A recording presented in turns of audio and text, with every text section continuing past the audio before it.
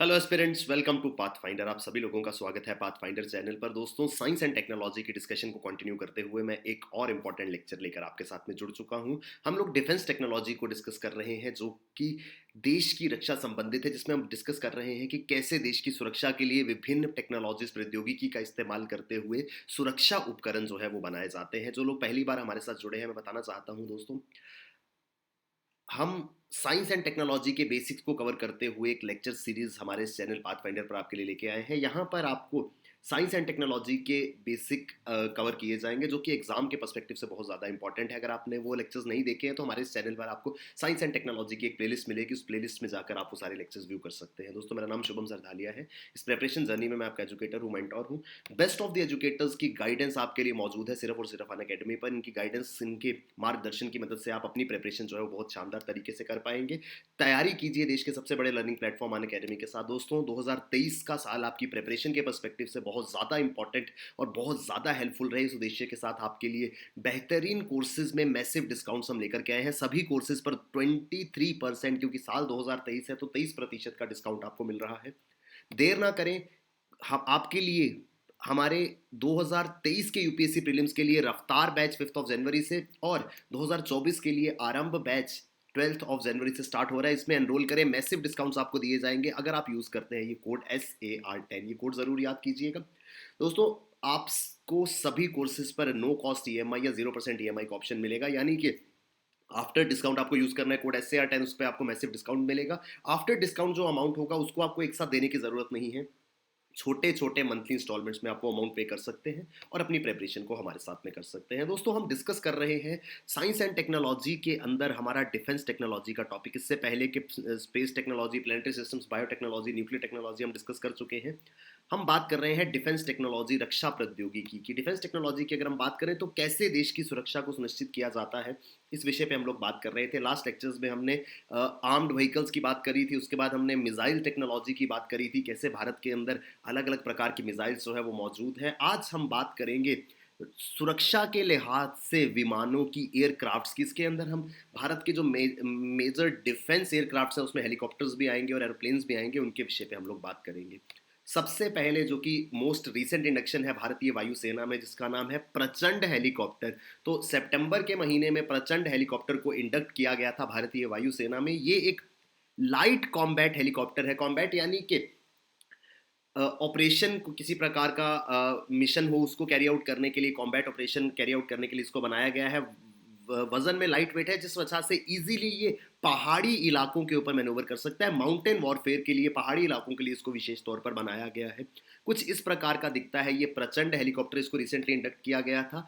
5.8 ton का twin engine वाला ये लाइट कॉम्बैट हेलीकॉप्टर जो है, इसमें शक्ति इंजन जो कि बनाया गया है हिंदुस्तान एरोनॉटिक्स लिमिटेड के द्वारा। दोस्तों, एग्जाम के पर्सपेक्टिव से, क्योंकि ये रीसेंट इंडक्शन है, न्यूज़ के अंदर थी, तो एग्जाम में इससे रिलेटेड क्वेश्चन आ सकता है। अगर क्वेश्चन आता है तो ये ज़रूर हमें पूछा जाएगा कि किस ऑर्गेनाइजेशन ने बनाया है। इंडिजीनियसली डेवलप्ड है, हिंदुस्तान एरोनॉटिक्स लिमिटेड ने इसको बनाया है in collaboration with French engine maker Safran. तो फ्रेंच की कंपनी, एविएशन के मामले में फ्रेंच कंपनी जो है वो काफ़ी ज़्यादा एडवांस्ड है। भारत फ्रांस के साथ में लगातार डिफेंस इक्विपमेंट्स, खासतौर पर एयरक्राफ्ट्स के लिए डील करता रहता है। इससे requisite agility, manoeuvrability, extended range, high altitude performance और ऑल वेदर कॉम्बैट कैपेबिलिटी के हिसाब से बनाया गया है। बहुत इजीली ये पहाड़ों के ऊपर मैनूवर कर सकता है। इसकी रेंज काफ़ी ज़्यादा है, बहुत ऊंचे एल्टीट्यूड पे उड़ सकता है और किसी भी वेदर में ये ऑपरेट कर सकता है। तो ऑल वेदर कॉम्बैट कैपेबिलिटी इसकी है। ये प्रचंड है। इसके द्वारा काफ़ी सारे मल्टीपल रोल्स जो है वो प्ले किए जाते हैं, जैसे कॉम्बैट सर्च एंड रेस्क्यू ये काम करता है, destruction of enemy air defence and counter insurgency operation. तो रेस्क्यू का ऑपरेशन करेगा, कॉम्बैट मिशंस में हेल्प करेगा, एनिमी एयर डिफेंस को डिस्ट्रॉय करने का काम करेगा, काउंटर इंसर्जेंसी ऑपरेशन, यानी कि ओवरऑल ये कंप्लीट पैकेज है। एक लाइट कॉम्बैट हेलीकॉप्टर जो कि हर रोल में बहुत ही ज़्यादा सक्षम होगा। इसका नाम प्रचंड है। ये रिसेंटली इंडक्ट किया गया था। इसके बाद है सर भारत के पास MI-17V5 हेलीकॉप्टर्स। ये काफ़ी ज़्यादा चर्चा में रहा था, क्योंकि इस हेलीकॉप्टर में एक हादसा हुआ था जिसकी वजह से देश के पहले CDS, chief of the defence staff general Bipin Rawat शहीद हो गए थे। ये MI-17 हेलीकॉप्टर जो है वो उस समय काफ़ी ज़्यादा चर्चा का विषय रहा था। इस प्रकार का ये हेलीकॉप्टर है जिसे वीवीआईपी मूवमेंट के लिए इस्तेमाल किया जाता है। ये एक डोमेस्टिकेटेड वर्जन है MI-17 हेलीकॉप्टर का, जो हमने अर्स्टवाइल सोवियत यूनियन से परचेज किया था। रशियन मिल हेलीकॉप्टर कंपनी से हमने ये परचेज किया था और उसका इंडिजीनियस वर्जन MI-17V5 हमने बनाया था। इसको वीवीआईपी मूवमेंट के लिए यूज किया जाता है। जब भी आप देखते हैं कोई भी वीवीआईपी, जब माननीय प्रधानमंत्री या कोई अन्य गणमान्य व्यक्ति किसी जगह विजिट पे जाते हैं तो उनके साथ जो हेलीकॉप्टर्स जाते हैं वो ये MI-17V5 हेलीकॉप्टर होता है। सर्च और रेस्क्यू ऑपरेशन और लॉजिस्टिक सपोर्ट ये प्रोवाइड करता है। तो ये था MI-17V5 हेलीकॉप्टर। देन हमारे पास है बोइंग अपेची हेलीकॉप्टर्स।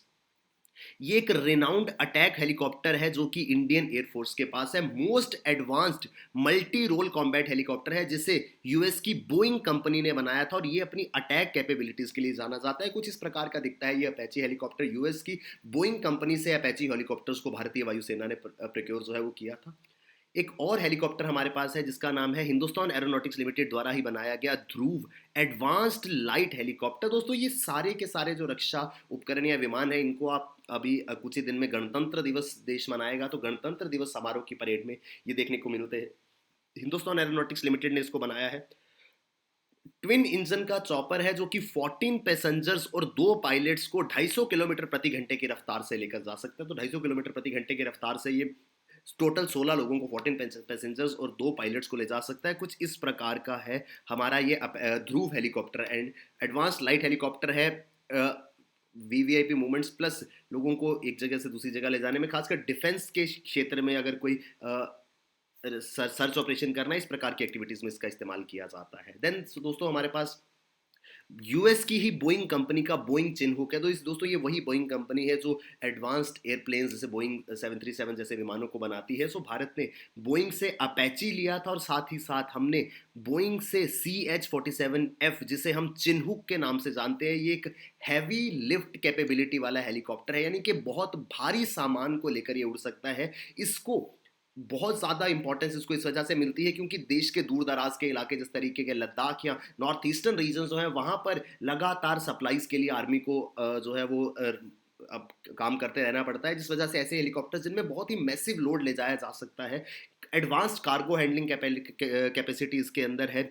इसकी परफॉर्मेंस जो है वो काफ़ी ज़्यादा स्ट्रॉन्ग है और ये किस वजह से है दोस्तों, ये होता है इसके ट्विन ब्लेड्स की वजह से। आपने कभी ना कभी ये देखा होगा, भारत ने कुछ समय पहले चिन्हुक जो है वो बोइंग से परचेज किया था जिसमें अलग अलग जगहों पर लद्दाख में, अंबाला कैंट में, इस तरीके के नॉर्थ इंडियन रीजन्स में इसको जो है वो स्टेशन किया गया था। ये लाए गए थे सी रूट के माध्यम से गुजरात के मुंद्रा पोर्ट पे, वहाँ पे से फिर ये उड़ान भरकर देश के अलग अलग हिस्सों में पहुंचे थे। तो इसके ट्विन ब्लेड्स जो हैं, ये ट्विन रोटर्स जो हैं वो इसको एक कैपेबिलिटी देते हैं कि बहुत ही हैवी सामान को लिफ्ट करके उड़ सकता है।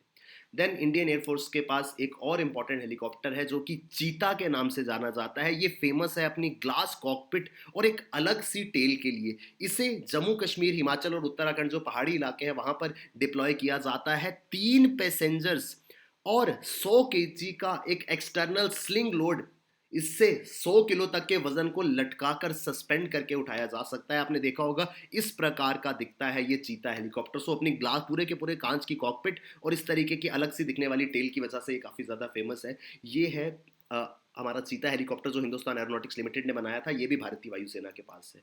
इसके अलावा दोस्तों हम बात करते हैं अगर एयरक्राफ्ट्स की, तो भारत के पास है लाइट कॉम्बैट एयरक्राफ्ट तेजस, जिसे 2016 में भारतीय वायुसेना में शामिल किया गया था। इसको हिंदुस्तान एरोनॉटिक्स लिमिटेड ने बनाया है। ये स्मॉलेस्ट, लाइटेस्ट और multi role supersonic fighter aircraft है। सुपरसोनिक हमने मिसाइल टेक्नोलॉजी में पढ़ा था। कोई भी ऐसा उपकरण जो ध्वनि की, साउंड की स्पीड से ज़्यादा तेज चलता हो वो सुपरसोनिक कहलाता है।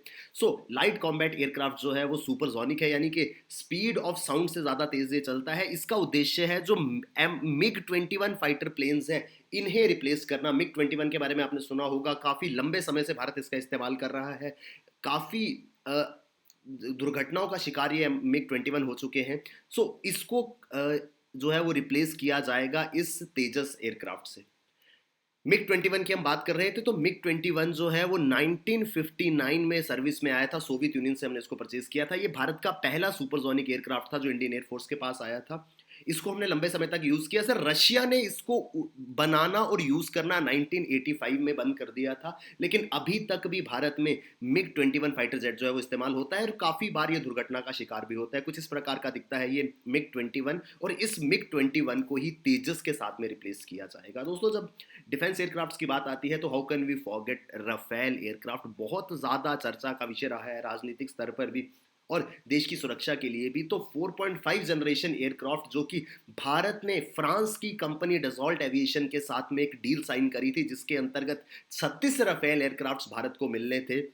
इनकी हम बात करते हैं। एक long range air to air and air to ground missile system capability इसमें लगी हुई है। ये भारतीय वायुसेना में बहुत ही तेजी से शामिल किया गया था 2020 में। अगर आपको याद होगा जब गलवान वैली में भारत और चीन के क्लैशेस हुए थे, स्टैंड ऑफ हुआ था, उस समय इसे इंडक्ट किया गया था और अपनी इंडक्शन के इमीडिएटली बाद ही करीब एक हफ्ता हुआ था इसे फ्रांस से भारत आए हुए, और उसके बाद ही इसने भारत और चीन की सीमा जो लद्दाख का क्षेत्र है वहां पर रैकी करना शुरू कर दिया था। कुछ इस प्रकार का दिखता है ये राफेल एयरक्राफ्ट। 26 राफेल एयरक्राफ्ट का ऑर्डर जो है वो भारतीय वायुसेना ने फ्रांस की डसॉल्ट एविएशन को दिया था, और ये 36 के 36 जो है वो दिसंबर 2022 में पार्ट्स में आते थे। ये भारत में 4-6 के बैचेस में आए थे, और लास्ट 36 एयरक्राफ्ट जो है वो दिसंबर 2022 में, यानी कुछ ही समय पहले, ये पूरा का पूरा जो कॉन्ट्रैक्ट है वो कंप्लीट हुआ है और 36 राफेल जेट्स जो है वो भारत में पहुंच चुके हैं। ये दोनों देशों के बीच में डील जो है वो साइन हुई थी।